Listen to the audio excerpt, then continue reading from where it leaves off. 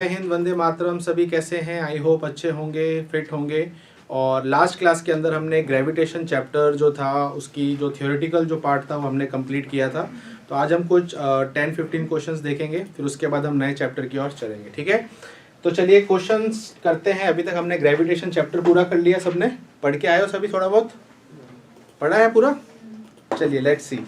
तो पहला क्वेश्चन आपकी स्क्रीन पर है और ये क्वेश्चन आई थिंक लास्ट हमारा जो पार्ट था उसी से रिलेटेड है, तो आई थिंक इसका आंसर तो आप बता देंगे। ठीक है, क्वेश्चन क्या कह रहा है? क्वेश्चन ये कह रहा है कि the earth needs 1 year to complete 1 revolution around the sun if the distance between the sun and earth is doubled. अगर आप डिस्टेंस को क्या कर दोगे, डबल कर दोगे, तो अर्थ का जो टाइम पीरियड है रेवोल्यूशन का वो कितना हो जाएगा। ओके, फर्स्ट ऑफ ऑल कौन सा लॉ है ये? कौन से लॉ के बेस्ड है? केपलर्स का थर्ड लॉ, टाइम पीरियड वाला लॉ है। तो ये है हमारा केपलर्स का थर्ड लॉ। केपलर्स का थर्ड लॉ क्या कहता है कि अगर कोई भी प्लेनेट समझ लो सन से r डिस्टेंस पर है, ठीक है, और इसको एक राउंड काटने में टाइम कितना लग रहा है? t लग रहा है। तो रिलेशन क्या होता है t और r का? तो t square is proportional to r cube. तो ये रिलेशन के बेसिस पे हमने ये क्वेश्चन करना है। ओके, अब इसको हम ऐसे भी लिख सकते हैं T1 upon T2 whole square is equals to R1 upon R2 whole square whole cube, sorry. ठीक है, ओके। अब यहाँ पर 1 और 2 क्या है? 1 को हम मान लेते हैं इनिशियल कंडीशन और 2 को मान लेते हैं फाइनल। तो लेट्स से पहले उसका टाइम पीरियड T था, अब लेट्स से T डैश हो गया है, तो मैंने यहाँ स्क्वायर लगा दिया है इक्वल्स टू, पहले डिस्टेंस r था, अब इस क्वेश्चन में कहा है कि डिस्टेंस को क्या कर दिया? डबल। क्या कर दिया? डबल। अब यहाँ पर क्या आ जाएगा? 2r का क्यूब। r से r कैंसिल आउट, ठीक है। तो 1 अपॉन 2 का क्यूब कितना होता है? 1/8, है ना। तो ये हो जाएगा 1/8। इस स्क्वायर को उधर ट्रांसफर करूंगा तो क्या बनेगा? तो t upon T dash is equals to 1 upon root 8, और ये कितना होता है? 1 अपॉन 2 रूट 2, और यहाँ आ जाएगा t अपॉन टी डैश। तो t डैश किसके इक्वल हो जाएगा? t times of 2 root 2। Okay, अब यहाँ पर t कितना है? 1 ईयर। क्वेश्चन में कहा है 1 ईयर, तो इसकी जगह 1 रख देंगे तो आंसर कितना आ जाएगा? 2 रूट 2 ईयर। इसका करेक्ट ऑप्शन हो जाएगा ऑप्शन नंबर ए। ठीक है, तो अगेन आपको पहले ये आइडेंटिफाई करना है कि कौन सा हमने इसमें केपलर्स का लॉ यूज किया है, और उस लॉ के अंदर हमें ये देखना है कि डिस्टेंस बढ़ा है कि घटा है। तो यहाँ पर डिस्टेंस को बढ़ाया गया है तो टाइम पीरियड भी बढ़ा है। कितना बढ़ा है? 2 रूट 2। क्लियर है? अब इसी का उल्टा मैंने भी आपको बताया था कि अगर डिस्टेंस को हाफ कर देते, डिस्टेंस को क्या कर देते? हाफ, तो हमारा आंसर क्या होता? 1/2 रूट 2 हो जाता। बाकी सब चीजें क्या रहती? सेम रहती। ठीक है, तो फर्स्ट क्वेश्चन का आंसर क्या है? Option number A. चलिए नेक्स्ट क्वेश्चन पे चलते हैं। सेकेंड क्वेश्चन क्या कह रहा है? The planet Mercury is revolving around the sun in an elliptical orbit as shown in figure. Its maximum velocity is at. Simple question है, ठीक है। आपको बताना है किस पॉइंट पर उसकी वेलोसिटी मैक्सिमम होगी। अच्छा, हाँ, केपलर का कौन सा लॉ है ये? Second law. केपलर्स के सेकंड लॉ में हमने क्या सीखा था कि जो r होता है और जो v होता है वो कैसे होते हैं? इनवर्सली। यहाँ पर r क्या है? सन से प्लेनेट की डिस्टेंस, और v क्या है? उसकी वेलोसिटी। तो हमने क्या देखा था कि जितना r बढ़ेगा उतना v घटेगा, और जितना r घटेगा उतना v बढ़ेगा। आप देखिए यहाँ पर टोटल कितने पॉइंट्स बनाए हैं? 1 2 3 4। तो टोटल 4 पॉइंट्स में से सबसे कम डिस्टेंस कहाँ पर है? ए पे है ना। सन का डिस्टेंस प्लेनेट से कितना सबसे कम? यहीं पर ही है। तो जितना r कम होगा उतना v बढ़ेगा। तो इन चारों पॉइंट्स में अगर हम कंपेयर करें, सबसे ज्यादा इसकी स्पीड कहां पर होगी? ए पे। और अगर मैं बोलता सबसे कम कहां होगी? सी पे। क्यों? क्योंकि सी से डिस्टेंस क्या है? ज्यादा है। क्लियर है? तो इसका राइट आंसर हो जाएगा ऑप्शन नंबर डी। क्लियर? चलिए नेक्स्ट क्वेश्चन की ओर चलते हैं। अच्छा, मैक्सिमम पूछा, मिनिमम पूछा? मैंने शायद गलत पढ़ लिया। मिनिमम, सॉरी, मैक्सिमम बता दिया मैंने। मिनिमम क्या हो जाएगा? सी। ठीक है, तो मिनिमम हो जाएगा ये पॉइंट, तो इसका आंसर बी है। ठीक है, मैक्सिमम मैंने बता दिया। चलिए आगे चलते हैं। Third question. ये तो एक सिंपल सा क्वेश्चन है, इसमें ऐसा कुछ नहीं है। ग्रेविटेशनल मास जो होता है वो किसके प्रोपोर्शनल होता है? ग्रेविटेशनल फोर्स के। जो F होता है वो क्या होता है? G m1 upon m2 upon r square. Gravitational law होता है। तो मास का रिलेशन फोर्स के साथ कैसा होता है? Directly proportional. तो इसमें ऐसा कोई प्रॉब्लम नहीं होगी। तो इसका करेक्ट आंसर है ऑप्शन नंबर बी। ठीक है, आगे चलते हैं। नेक्स्ट बताओ। The time period for simple pendulum on freely moving artificial satellite. Okay, सबसे पहले देखो एक चीज समझ लेते हैं कि आर्टिफिशियल सैटेलाइट जो होती है उसके अंदर जी का क्या रिलेशन होता है। मान लीजिए ये आपका अर्थ है, ठीक है। इस अर्थ के एक ऑर्बिट में सैटेलाइट जो है वो रिवॉल्व कर रही है। तो आपसे एक ये क्वेश्चन भी पूछा जाता है कि इस सैटेलाइट में जो एस्ट्रोनॉट है, आपने कई बार सुना होगा कि वो हवा में उड़ते हैं, है ना। वो बेसिकली वहाँ ग्रेविटी क्या होती है? जीरो। और ग्रेविटी जीरो का मतलब वेट जीरो, वेट जीरो का मतलब जी जीरो। रिलेशन बताया था ना आपको। तो हमेशा ध्यान रखना सैटेलाइट में जो भी एस्ट्रोनॉट होगा उसका जी कितना उस पर लग रहा है? Zero. Approx to zero. 100% zero तो होता ही नहीं, हमने पहले ही पढ़ा था। तो अप्रोक्स टू वो क्या है? जीरो है, जिसकी वजह से वो वेटलेस हो जाता है। तो हम यहाँ पर अप्रोक्स क्या मानते हैं? इसको जीरो। अब क्वेश्चन क्या कह रहा है कि अब मैंने इस सैटेलाइट में एक सिंपल पेंडुलम को चलाया। क्या किया? सिंपल पेंडुलम को चलाया। अब सिंपल पेंडुलम का टाइम पीरियड क्या होता है? What is the formula of simple pendulum time period? 2 pi under root L by G. मैंने आपको वो अर्थ के सेंटर वाला केस में बताया था, है ना। अभी आपको फॉर्मूले पे ध्यान नहीं देना है, बस ये ध्यान देना है कि जी का रिलेशन टी के साथ कैसा है? इनवर्सली। कैसा है? इनवर्सली। अब अगर मैंने बोला कि सैटेलाइट में जी कितना होता है? लगभग जीरो होता है। तो अगर मैं 1/0 करूंगा तो आंसर क्या आ जाएगा? इसका राइट आंसर क्या है? इनफिनिट। आपको यहाँ सब एक पॉइंट क्या समझना है, जहां पर भी वेटलेस कंडीशन होती है, जहां पर भी वेट जीरो होता है, वहां पर हमेशा ध्यान रखना कि आपका टाइम पीरियड क्या होगा? इनफिनिट। क्या होगा? इनफिनिट। अब ये अर्थ के सेंटर में जाएगा तो भी यही आंसर होगा। अर्थ के सेंटर पे क्या होता है? जी जीरो होता है, यानी कि वेट जीरो होता है। और जहां वेट जीरो है वहां पेंडुलम का टाइम पीरियड क्या लिखना है? इनफिनिट। ठीक है, तो इसका right answer option number D, यानी कि इनफिनिट होगा। क्वेश्चन नंबर आई थिंक ये थर्ड था, फोर्थ। ठीक है, तो ये हमारा फोर्थ क्वेश्चन था। नेक्स्ट पे चलते हैं, फिफ्थ। ओके, फिफ्थ क्वेश्चन कह रहा है when a body is taken from equator to poles its weight. Weight पे क्या इफेक्ट पड़ता है? ओके, ये हमने पढ़ा था कब? जब हमने जी के 4 केसेस पढ़े थे कि जी किन किन पे डिपेंड करता है, जिसमें हमारा थर्ड केस था अर्थ की शेप पे, है ना। तो मैंने आपको एक सिंपल सी चीज बताई थी कि ये अर्थ जो होता है वो एक तरीके का ओवल होता है, इलिप्टिकल होता है, जिसका ये वाले पॉइंट को बोलते हैं इक्वेटर, और ये दो क्या होते हैं? पोल। क्या होते हैं? पोल। फिर मैंने आपको ये भी बताया था कि जहां से डिस्टेंस, इसको आर बोलते हैं, इसको हम लेट से आर ई लिख देते हैं, इसको आर पी लिख देते हैं। आर ई आर पी क्या है? इसकी रेडियस है। क्या है? रेडियस है। ओके, फिर मैंने आपको बताया था जी का रिलेशन आर के साथ कैसा होता है? इनवर्सली। तो इसका मतलब जहां पर आर ज्यादा वहां पर जी कम। अब आप मुझे बताओ इन दोनों रेडियस में से छोटी रेडियस कौन सी है? आरपी। तो आरपी अगर कम है तो यहाँ पर जी ज्यादा होगा और यहाँ पर जी कम होगा। और जब भी हम जी की बात करते हैं तो इसका मतलब वेट है, तो वेट यहाँ पर ज्यादा होगा, यहाँ पर वेट कम होगा। तो जो डिफरेंस, सॉरी, जो चीज हम जी के लिए कहते हैं that is automatically for weight, है ना। अब क्वेश्चन आपको क्या कह रहा है?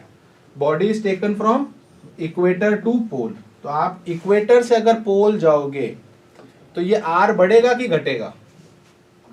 घटेगा ना, डिक्रीज होगा। आप देख सकते हो रेडियस धीरे धीरे क्या हो रही है? कम हो रही है। तो जब रेडियस कम होगी, आर कम होगा, तो जी क्या होगा? बढ़ेगा। क्या होगा? बढ़ेगा। और अगर जी बढ़ेगा तो वेट भी बढ़ेगा। तो इसका राइट आंसर क्या होगा? इंक्रीजेस। क्या होगा? इंक्रीजेस। ठीक है, तो इसका राइट आंसर है ऑप्शन नंबर बी। चलिए आगे चलते हैं सिक्स्थ क्वेश्चन पे। ओके, सिक्स्थ क्वेश्चन कह रहा है कि एक ऑब्जेक्ट है जिसका वेट कितना है? 72 न्यूटन। कहां पर? अर्थ पे। Its weight at height of r/2 from earth is. अच्छा, पहली चीज तो ये आप करो कि ये किस टॉपिक का क्वेश्चन है। जब आप किसी चीज को अर्थ से h हाइट पर लेके जाते हो, याद है क्या था उस केस में? लेट्स से ये हमारा अर्थ है और अर्थ के आप सरफेस से h हाइट पर किसी ऑब्जेक्ट को लेके जाते हो, और एक और चीज, ये डिस्टेंस बहुत ज्यादा है, आप देख सकते हो रेडियस के बराबर का डिस्टेंस है, लगभग आधा डिस्टेंस है, बट रेडियस की टर्म्स में बात कर रहे हैं। तो उस समय याद करो फॉर्मूला क्या लिखवाया था g डैश का, g dash is equals to g 1 plus h by r का होल स्क्वायर। ठीक है, अब यहाँ पर क्या क्या समझना है कि ये g क्या है, इस हाइट पर जो g होगा ये आपके सरफेस पे है, h जो आपकी हाइट है, r आपका क्या है, रेडियस है। अब यहाँ पर हम क्या पुट करेंगे h की जगह, तो बताओ आंसर क्या आएगा। तो g upon 1 plus r by 2, और नीचे r है, r से r कट गया और ये स्क्वायर है, तो ये कितना हो जाएगा 1 प्लस हाफ, ये कितना हो जाएगा, ठीक है, हाँ ये हो जाएगा 3/2, 3/2 का स्क्वायर करोगे 9/4, तो ये 4 ऊपर चला जाएगा, तो ये बन जाएगा 4g/9। अब मैंने आपको एक चीज सिखाई थी कि जो चीज g के साथ हो रही है वो किसके साथ होगी, वेट के साथ। तो सेम चीज हम किसके लिए लिखेंगे, वेट के लिए। w डैश किसके बराबर हो जाएगा, 4w/w, सॉरी 9 है वो, 4w/9। ठीक है, अब यहाँ पर वेट आपको दिया हुआ है कितना, 72, सो 4 इंटू 72/9 कितना होगा, ये कितना हो जाएगा आपका 8 सॉरी, तो ये हो जाएगा 32 न्यूटन। ठीक है, तो पॉइंट मेरा यहाँ पर ये है कि आपको g का जो भी रिलेशन है वो ऑटोमेटिकली किसके लिए होता है, वेट के लिए होता है। तो हमने g का रिलेशन जो समझ लिया, तो हमने वो सेम किसके लिए लगा दिया, वेट। अगर आप नोट्स चेक करेंगे, ये सेम केस भी मैंने आपको करवाया था, जब आपका डिस्टेंस कितना होता है, r/2, याद है। तो इसका राइट आंसर क्या होगा, ऑप्शन नंबर ए। ठीक है, चलिए नेक्स्ट क्वेश्चन देखते हैं, सेवंथ क्वेश्चन कह रहा है कि if density of earth is increased 4 times and its radius become half, then weight will be, तो वेट पे क्या फर्क पड़ेगा बताओ। चलो ये खुद से करो एक बार, सब मैं ही कर रहा हूँ। ये हमारा क्वेश्चन नंबर क्या है, 7। ठीक है, अभी आपको शायद समझ में नहीं आएगा क्योंकि ऑलरेडी हमारा हो चुका है। ठीक है, नो प्रॉब्लम, बस 4-5 क्वेश्चन है, फिर नया टॉपिक पे हम चलेंगे। ठीक है, तो यहाँ पर आपको डेंसिटी के बारे में बात करी है और रेडियस के बारे में बात करी है। तो पहले उस फॉर्मूले पे आओ जहाँ पर डेंसिटी और रेडियस आता है। याद करो मैंने आपको हर एक फॉर्मूला लिखा है। अगर आपको वेट समझ में नहीं आ रहा तो जी के बारे में सोचो, जी का वो फॉर्मूला जिसमें डेंसिटी और रेडियस है। ठीक है, चलिए बताएं।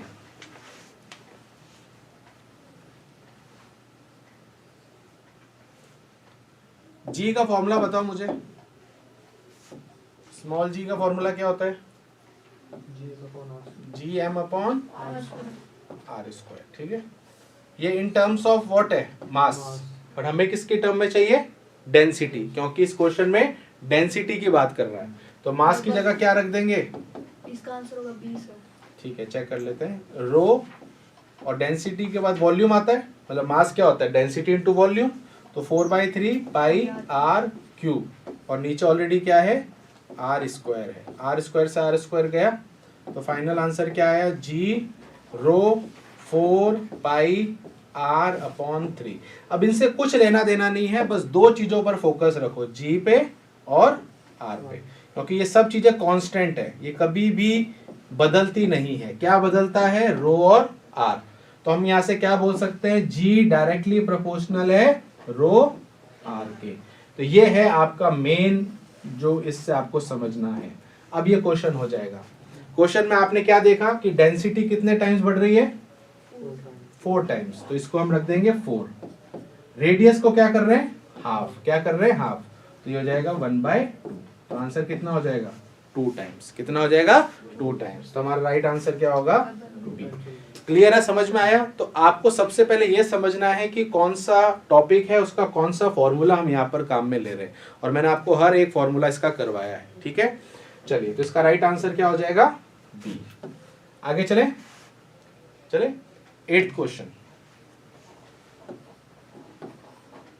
8th क्वेश्चन कह रहा है, if m is the mass of earth, r is radius, तो रेशियो किसका बताना है, gravitational acceleration and gravitational constant. पहले मुझे बताओ ग्रेविटेशनल एक्सेलरेशन को कैसे रिप्रेजेंट करते हैं, स्मॉल जी। गुड। और ग्रेविटेशनल कांस्टेंट को कैपिटल कैपिटल जी। तो बेसिकली आपसे क्या पूछ रहा है, रेशियो किसका, इसका। तो रेदर देन कि आपको वो ये चीज बताए डायरेक्ट, उसने आपसे इसका रेशियो पूछा है। तो इसके लिए आपको किसका फॉर्मूला चाहिए? अच्छा ऑप्शंस देखो, ऑप्शंस में मास है कि डेंसिटी है? ऑप्शंस में सब जगह मास ही है ना, तो आपको जी का मास वाला फॉर्मूला याद रखना है। क्या है बताओ? सिंपल, अभी तो लिखा था G M upon R square. अब ये हो गया, इस जी को यहाँ लेके आ जाओ, तो जी अपॉन कैपिटल जी किसके बराबर हो गया? सिंपल क्वेश्चन था, बट हम कंफ्यूज हो जाएंगे कि पता नहीं क्या पूछ रहे हैं। So it's a simple question, ठीक है, समझ में आ गया। अच्छा, इन टर्म्स ऑफ अगर डेंसिटी निकालते तो क्या होता? इन टर्म्स ऑफ डेंसिटी तो निकाल सकते थे ना, तो अभी मैंने पिछला फॉर्मूला लिखा है तो उसमें बस जी को इधर ले आते, ठीक है। तो अभी इसका करेक्ट आंसर क्या है? Option number B. नेक्स्ट चलते हैं नाइन्थ क्वेश्चन कह रहा है the kinetic energy needed to project a body of mass m from the earth surface to infinity is. अब ये बहुत इंपॉर्टेंट लॉजिक है, अगर आपने अच्छे से पढ़ा है जो मैंने आपको पढ़ाया है तो आप समझ जाओगे यहाँ पर क्या बात कर रहा है। आपसे पूछा है kinetic energy needed to project a body of mass m from earth surface. कहाँ पर भेजना है? इनफाइनाइट, यानी कि बेसिकली एस्केप कराना है। क्या कराना है? एस्केप। तो हमें कम से कम कितनी एनर्जी चाहिए एस्केप कराने के लिए? क्या होती है वो? बाइंडिंग एनर्जी, याद है? The minimum energy required to escape क्या होती है? बंधन ऊर्जा, बाइंडिंग एनर्जी। क्या होता है formula? Capital G mass of planet, mass of body upon radius of earth. तो ये है हमारी बाइंडिंग एनर्जी। अब कोई बोलेगा कि सर इसने तो काइनेटिक एनर्जी बोला है, बट याद करो मैंने आपको क्या बोला था, जब आप इसको एस्केप कराओगे यही काइनेटिक एनर्जी में बदल जाती है ना। फिर वहां से हमारा एस्केप वेलोसिटी का फॉर्मूला आता है, याद है? तो ये असल में ये वही है। अच्छा, कोई कहता है सर हमें ऐसे समझ में नहीं आ रहा, एक और तरीका है। काइनेटिक एनर्जी क्या होती है? हाफ एम वी ई का स्क्वायर होगा अब यहाँ पर, क्योंकि ये वो एस्केप वाली बात है ना। अब एस्केप वेलोसिटी का फॉर्मूला क्या होता है? Half into M. वी क्या होता है? Under root 2g m upon R, है ना। स्क्वायर करोगे तो 2 आ जाएगा, ये जी एम बाई आर, तो वो सेम चीज नहीं आ गई है? G capital M small m upon R आ गया ना, वही सेम चीज। तो डोंट गेट कंफ्यूज कि पता नहीं वो क्या चीज है, सेम चीज है, ठीक है। अब बताओ इसमें क्या चीज आपको ध्यान में रखनी है। आपको एग्जाम्पल में, सॉरी ऑप्शन में देखोगे तो स्मॉल जी में पूछा गया, दिख रहा है?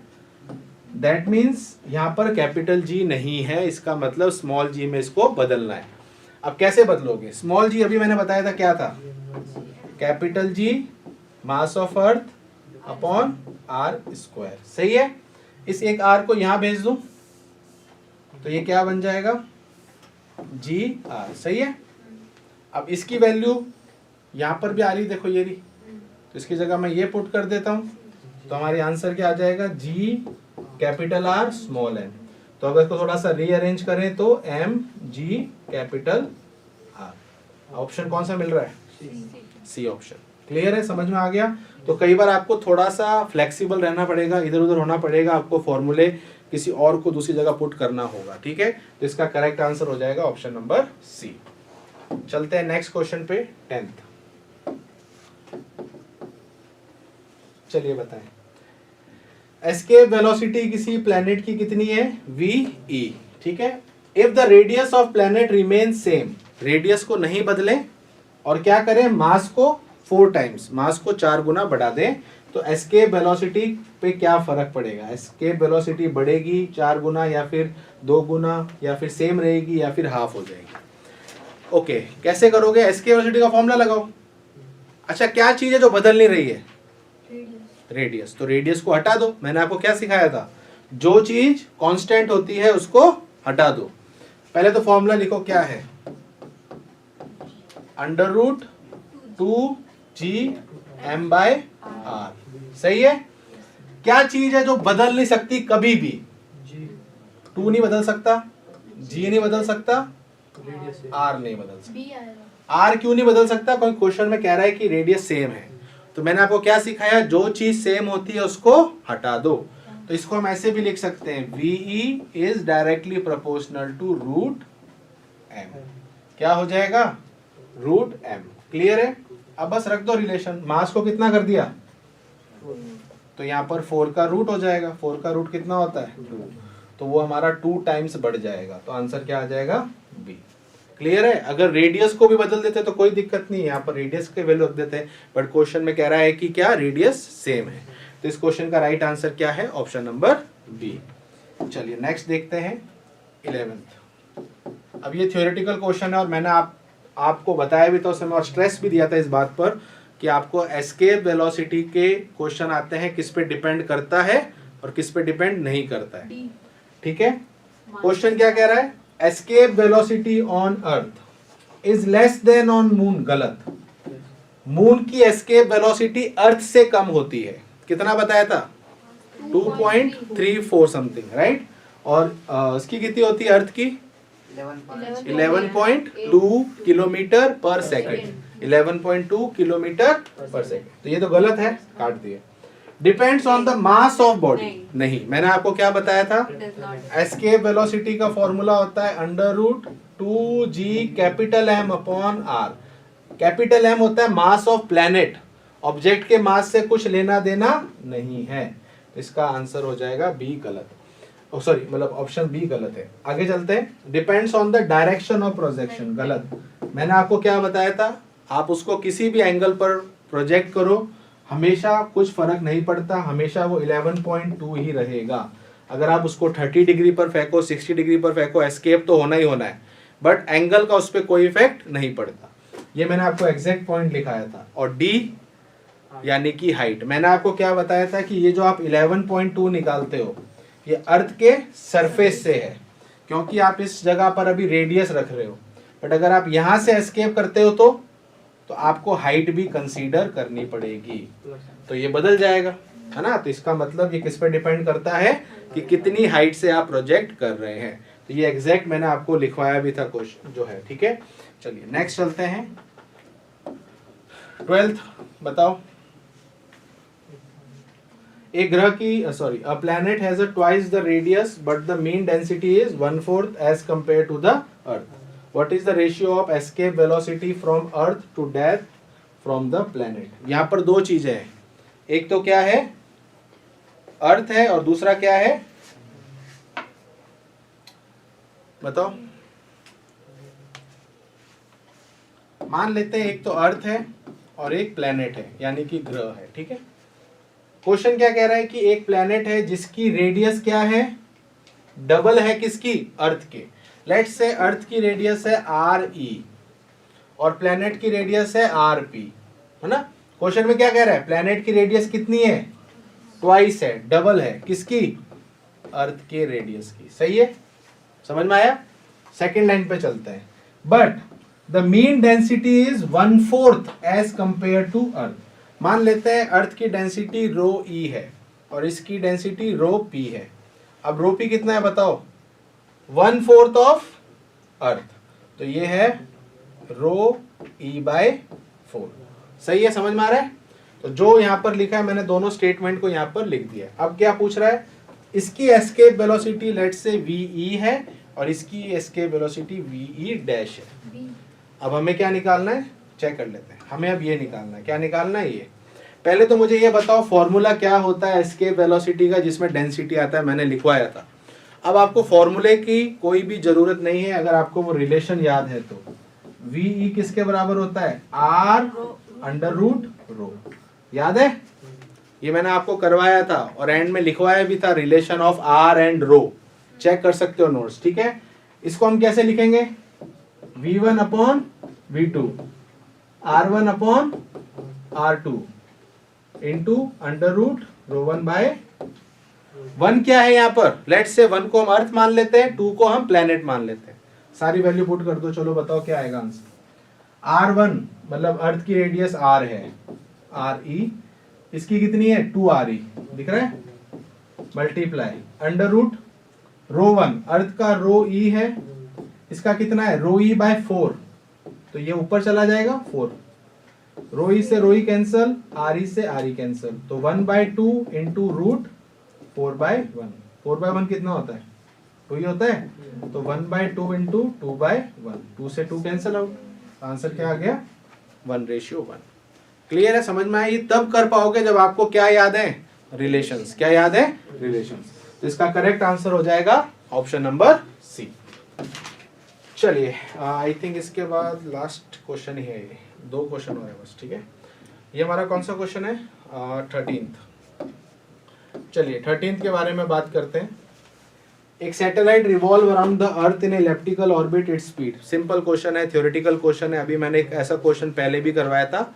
आपको बताना है कि एक सैटेलाइट अर्थ के आसपास घूम रही है इलिप्टिकल ऑर्बिट। कैसी ऑर्बिट है, इलिप्टिकल, नॉट सर्कुलर। तो उसकी स्पीड क्या होगी, क्या वो सेम होगी हर पॉइंट पर? It is greatest when the closest to the earth, it's greatest when it's farthest from the earth, दूर है यानी कि। इट्स गोइंग ऑन इंक्रीजिंग और decreasing continuously depending on the mass of satellite. बताओ, पहले तो ये बताओ कि ये कौन सा लॉजिक आपको लग रहा है। ऑल दो केपलर्स का लॉ, केपलर्स का नियम तो प्लेनेट के लिए था, बट वहां पर और इसके कंपैरिजन अगर हम करेंगे तो यहाँ ऑर्बिट को इसने क्या बनाया है, इलिप्टिकल। तो असल में ये वही केस हो रहा है, कौन सा, अर्थ और सैटेलाइट। तो वही रिलेशन है। क्या आपसे क्या पूछा है, इसकी स्पीड के बारे में। क्या ये सेम रहेगी, पहली चीज तो गलत, सेम तो कभी नहीं रहेगी क्योंकि इलिप्टिकल ऑर्बिट है, हर जगह डिस्टेंस अलग अलग होगा। It is greatest when closest to earth. आप बताओ, जब हमने केपलर्स का नियम देखा था, लॉ देखा था, तो यहाँ पर जब वो था तो R सबसे कम था और V सबसे ज्यादा। तो it is greatest when closest to earth, सही लग रहा है। बाकी पढ़ लेते हैं। It is greatest when it's farthest, गलत। जितना दूर होगा उतना V यानी कि स्पीड घट जाएगी, ठीक है। गोज ऑन इंक्रीजिंग और decreasing continuously depending on the mass of satellite. अच्छा, जब अपन टाइम पीरियड का रिलेशन निकालते हैं तो इसमें सैटेलाइट के मास पे कुछ फर्क पड़ता है क्या? जो प्लेनेट इसके आसपास घूम रहा है, क्या उस पर कोई फर्क पड़ता है क्या? नहीं पड़ता। इसका मतलब ये वाला ऑप्शन भी गलत है। इसका करेक्ट आंसर है option number B. Now the last question आज का, क्वेश्चन नंबर 14। तो लगभग हमने सारे टॉपिक्स को कवर कर लिया है। अब ये वाले क्वेश्चन को अच्छे से मुझे करके बताना इसका आंसर क्या है, ठीक है।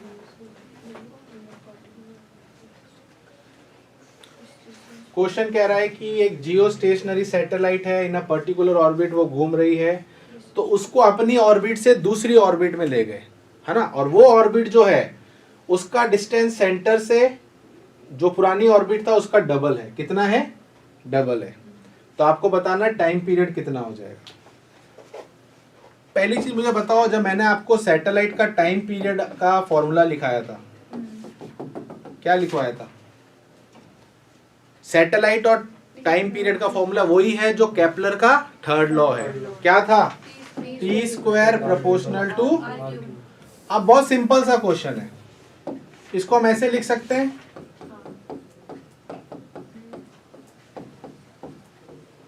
What is 1? 1 is initial condition जो उसकी पहली ऑर्बिट थी, और 2 यहाँ पर जो उसकी नई ऑर्बिट आ गई। अब पहले टाइम पीरियड लेट से t था, अब हो गया t डैश, और स्क्वायर लगा देता हूं, इक्वल्स टू पहले डिस्टेंस था r, अब कितना हो गया? डबल। क्वेश्चन में कह रहा है ना 2 टाइम्स, तो बताओ 2 का क्यूब कितना होता है? 8r cube. हो गया। r क्यूब से r क्यूब कैंसल आउट, वो उधर जाएगा तो वही आ गया 1/√2। याद आया? तो t अपॉन t डैश कितना आ गया? 1/2√2।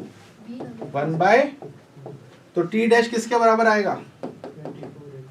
t इंटू, अब t क्या है? जब वो अपनी ऑर्बिट में था तो उसका टाइम पीरियड क्या होता है? तो मैंने आपको क्या सिखाया था? जियो स्टेशनरी सैटेलाइट का टाइम पीरियड क्या होता है? 24 आवर्स बताया था ना। तो बस इसके जगह 24 रख दो। सो 24 इंटू 2√2, तो आंसर आ जाएगा 48, ऑप्शन नंबर। ठीक है। So this is all about gravitation, और उसके मैंने हर एक रेंज के क्या ले लिए हैं? क्वेश्चंस ले लिए हैं। ठीक है। अब हम स्टार्ट करेंगे एक नया चैप्टर। आज छोटा सा एक टॉपिक ले लेते हैं, फिर बाकी चीजें हम कल डिस्कस करेंगे।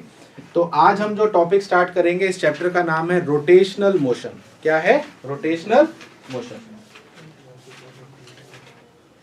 हाँ, आपकी चैट आ रही है, ठीक है। सर स्मॉल हाइट का फॉर्मूला यूज कब होगा? स्मॉल हाइट का तब यूज होता है जब डिस्टेंस काफी कम होता है, ठीक है। ओके अब देखिए आज हम जो चैप्टर स्टार्ट कर रहे हैं इस चैप्टर का नाम है rotational motion.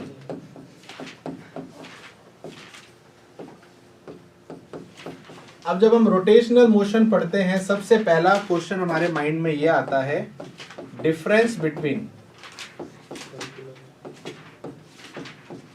Circular versus rotational motion. कौन बताएगा? पुराने स्टूडेंट बता सकते हैं, मैंने शायद बताया भी था। सर रोटेशनल में सर्कुलर भी होता है और लीनियर भी होता है। What is the difference between, अच्छा सर्कुलर मोशन सबको पता है, नाम सुना हुआ है, और एक रोटेशनल ये भी नाम सुना हुआ है। दोनों में फर्क है या नहीं है? क्या दोनों सेम है? अगर दोनों अलग हैं तो किस बेसिस पे अलग है, इसके बारे में बात करते हैं। बताओ, बहुत कंफ्यूजिंग टॉपिक है ये, मतलब इसमें कई स्टूडेंट्स कंफ्यूज हो जाते हैं कि दोनों को लगता है सेम चीज़ है, बट असल में बहुत डिफरेंट चीज़ है। अच्छा थोड़ा सा पीछे चलते हैं हमारी जूनियर क्लासेस में, आपने सुना होगा अर्थ का रोटेशन और अर्थ का रिवॉल्यूशन, दोनों में फर्क है। अर्थ का रोटेशन क्या होता है? सन के अराउंड नहीं खुद एक्सिस में घूमना, और रिवॉल्यूशन सन के आसपास घूमना। तो उन दोनों में क्या फर्क था? रोटेशन में क्या था? अपनी एक्सिस पे घूमना, बॉडी खुद घूम रही है, और रिवॉल्यूशन में किसी के आसपास घूम रही है, ठीक है। अब इसको थोड़ा सा और रिफाइन करते हैं, समझते हैं दोनों में फर्क क्या है। हाँ कुछ बोलना है? कुछ आ रहा है आइडिया, बता दो कुछ और, ठीक है। अब इसको कैसे समझते हैं? फॉर एग्जाम्पल इसके लिए हम एक इमेजिनरी चीज के बारे में बात करेंगे जिसको बोलते हैं एक्सिस। क्या बोलते हैं? एक्सिस। अब एक्सिस क्या होती है? ये पेन है, इस पेन में मैं एक होल कर देता हूँ और इस होल में एक थ्रेड यानी कि धागा से इसको पेन को लटका देता हूँ। अब इस पेन को मैं ऐसे घुमा रहा हूँ, ऐसे घूमेगा। अब ये पेन जो ऐसे घूम रहा है ये किसकी वजह से घूम रहा है? इस थ्रेड की वजह से, जो मैंने लटकाया है ना उसी की वजह से घूम रहा है ये ऐसे। तो ये जो थ्रेड है ना ये इसकी एक्सिस है। क्या है? एक्सिस। जिस एक्सिस से ये बॉडी रोटेट कर रही है, इसके रेफरेंस से ये बॉडी घूम रही है। अगर ये थ्रेड को मैं यहाँ लगा देता तो ये अलग स्टाइल से घूमती। तो अगर मैं एक्सिस चेंज करता हूं तो इसके रोटेशन की स्टाइल बदल रही है। तो इसका मतलब एक एक्सिस बहुत इंपॉर्टेंट चीज होती है जिससे हम ये समझते हैं कि बॉडी जो है वो कैसे घूम रही है, ठीक है। अच्छा अब ये जो एक्सिस होती है जरूरी नहीं आपको हर बार दिखेगी। अभी तो चलो आपको थ्रेड दिख गया। क्या दिख गया? थ्रेड दिख गया। गाड़ी के अंदर चक्का जब घूमता है ना, तो उसमें एक्सिस कहाँ होती है? उसमें तो कोई थ्रेड नहीं है। बट आपने देखा होगा जो व्हील होता है तो ये इसका टायर है, बट यहाँ पर आपने देखा होगा जो इसका मेन जहाँ पर स्क्रू लगते हैं, है ना, ये चीज क्या होती है? फिक्स। तो यहाँ पर ये एक्सिस कैसे है? ऐसे, और इसके आसपास ये चीज घूम रही है, ठीक है। तो हर बार आपको ऐसा थ्रेड जैसा कोई चीज दिखेगी नहीं। एक्सिस हमेशा हम कब लेके आते हैं? जब हम कोई भी रोटेशनल चीज या सर्कुलर मोशन को समझते हैं, ठीक है। अब सुनना, फर्क क्या है? फर्क इस एक्सिस का ही है। किसका? एक्सिस का फर्क है। कैसे? अगर ये पेन है, अगर इस पेन में से मैं ये एक्सिस को कहीं से भी निकालूं, कहीं से मतलब इस बॉडी में कहीं से भी इस एक्सिस को मैं क्या करूं? निकालूं, तो बॉडी क्या करेगी? रोटेट। क्या करेगी? अगर फॉर एग्जांपल इसका ये जो पॉइंट है यहां से एक्सिस को निकालूं तो ये कैसे घूमेगी? ऐसे, है ना। तो इसको बोलते हैं रोटेशन। तो इसको हम डिफाइन कैसे करेंगे? When axis is passes through the body, जब एक्सिस बॉडी के अंदर से गुजरे तब उसको क्या बोलते हैं? रोटेशन। क्या बोलते हैं? ओके। दूसरा, लेट से अब ये जो एक्सिस है ये यहां है। कहां है? यहां, बॉडी के अंदर नहीं है। अब क्या होगा? ऐसे घूमेगी। ये पेन दिख रहा है आपको? अब ये एक्सिस बॉडी के अंदर नहीं है, बॉडी के आउटसाइड है, बाहर है। तो जब आपकी एक्सिस ऑफ रोटेशन या एक्सिस अगर बॉडी के अंदर से निकले तो वो क्या करता है? रोटेशन। और जब वो एक्सिस बॉडी के बाहर हो तो वो क्या होगा? तो जब हमने देखा कि सन के आसपास अर्थ घूम रहा है तो वहां पर वो एक्सिस कहाँ थी? आप मुझे एक चीज बताओ, मैंने बीच में एक जमीन पर एक ऐसे लकड़ी का कोई एक ब्रैकेट लिया, उसको मैंने गाड़ दिया मिट्टी में, और यहाँ से एक रस्सी बांधी, और इस रस्सी को मैं ऐसे सर्कल बना रहा हूँ मिट्टी के अंदर ऐसे, है ना। अब ये रस्सी तो आपको दिख रही है। क्या हो रही है? रस्सी दिख रही है।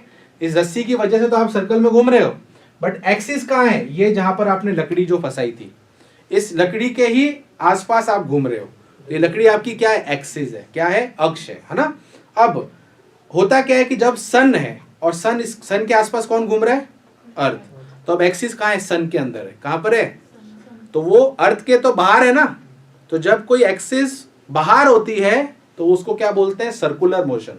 मतलब अब ये अर्थ क्या कर रहा है? Circular motion. बट जब अर्थ खुद भी घूम रहा है तो वो क्या है? रोटेशन, क्योंकि एक्सिस कहाँ जा रही है? अर्थ के अंदर से। तो अर्थ दोनों ही करता है, सर्कुलर मोशन भी और रोटेशनल मोशन भी। तो क्या फर्क हुआ कि जब एक्सिस उसके अंदर से जाती है तो वो घूमता है, उसको रोटेशन बोलते हैं, और जब एक्सिस बाहर से जाती है तो वो क्या करता है? Circular motion. अब एक बहुत सिंपल सा एग्जांपल देता हूँ। फैन है ना? फैन के तीन इसके समझ लो विंग्स हैं। अब इन तीनों विंग्स पे मैं एक किसी विंग पर एक छोटा सा डॉट बना देता हूँ। क्या बना देता हूँ? डॉट, है ना? अब ये फैन चलता है, थोड़ी देर बाद आपको ये एक सर्कल दिखेगा, इसमें दिखेगा ना? इसका क्या मतलब है? अच्छा पहले ये बताओ, फैन क्या करता है? रोटेशन की ये circular motion.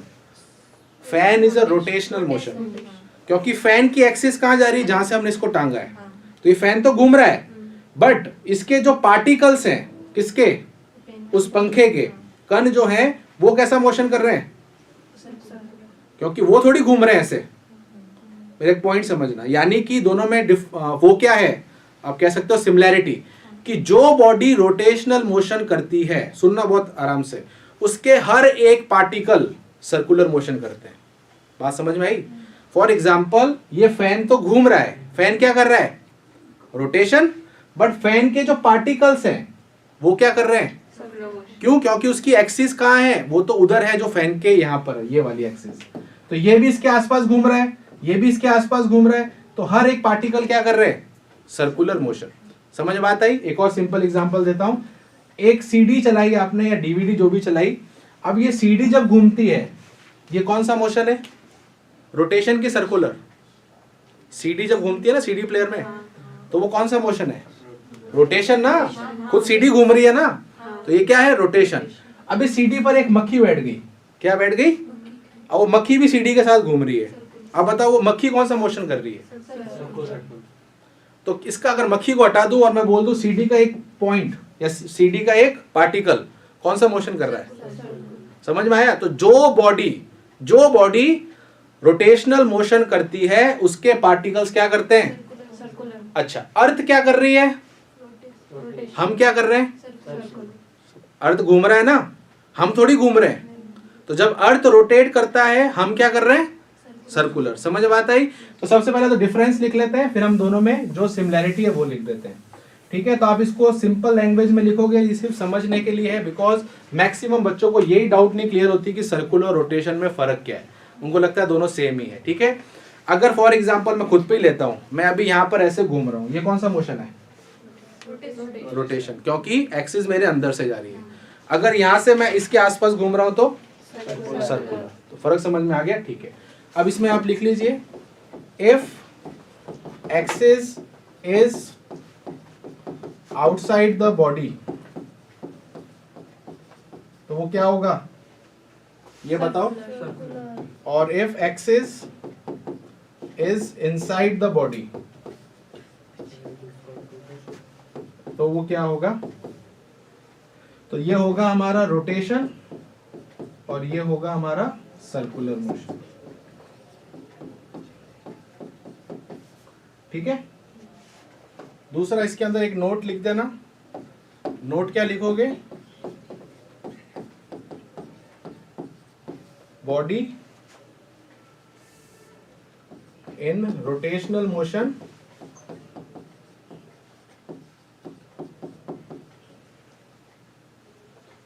of any body,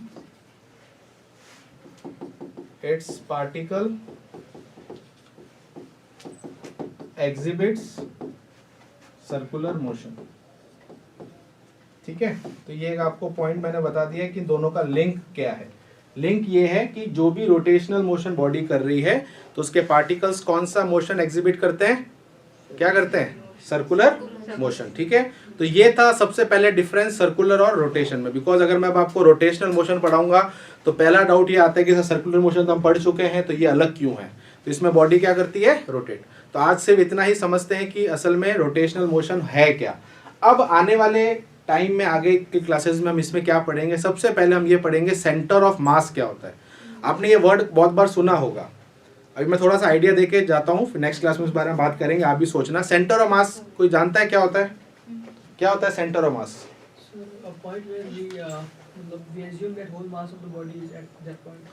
but practically centre of mass क्या होता है, ये तो डेफिनेशन होगी कि सेंटर ऑफ मास एक वो पॉइंट होता है जहाँ पर बॉडी का सारा मास सेंटर्ड होता है, एकत्रित होता है, एक जगह पर होता है।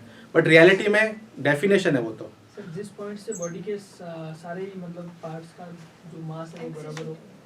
देखो, अगर आपको रोटेशनल मोशन कराना है, ऑब्वियसली बात है आपको उस पर फोर्स लगाना पड़ेगा।